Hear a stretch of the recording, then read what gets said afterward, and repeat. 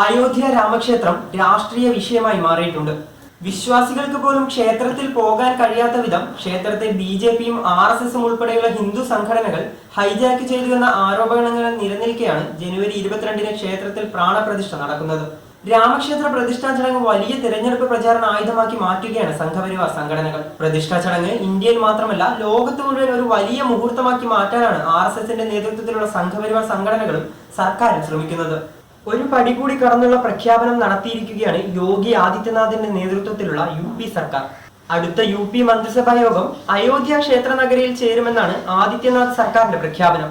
ലോക്സഭാ തിരഞ്ഞെടുപ്പിൽ BJPയുടെ മുഖ്യ ആയുധമായിരിക്കും രാമക്ഷേത്രം.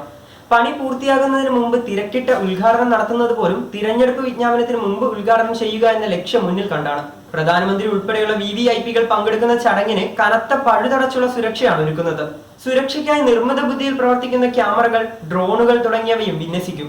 പ്രതിഷ്ഠാ ചടങ്ങിനിടെ ക്ഷേത്രവും പരിസരവും സുരക്ഷാ ഏജൻസികളുടെ നിരീക്ഷണ വലയത്തിലാകും. സുരക്ഷയ്ക്കായി ഏറ്റവും മികച്ച സാങ്കേതിക വിദ്യകളാണ് ഉത്തർപ്രദേശ് പോലീസ് സജ്ജീകരിച്ചിട്ടുള്ളത്.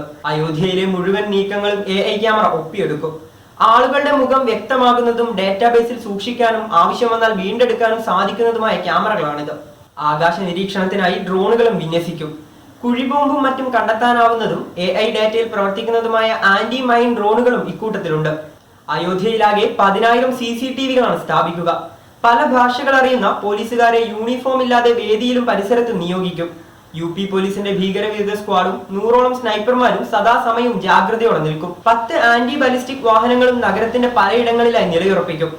30,000 കോടി രൂപ ചെലവഴിച്ചാണ് സർക്കാർ അയോധ്യയുടെ വികസനം നടത്തുന്നത്. അയോധ്യ നഗരത്തിന് മൊത്തത്തിൽ രൂപമാറ്റം വരുത്തിയിട്ടുണ്ട്. അയോധ്യയിൽ 1407 ഏക്കറിൽ ടൗൺഷിപ്പാണ് ഒരുങ്ങുന്നത്. അയോധ്യയിലെ മറ്റു 37 ക്ഷേത്രങ്ങളുടെ നവീകരണവും പൂർത്തിയായി വരികയാണ്.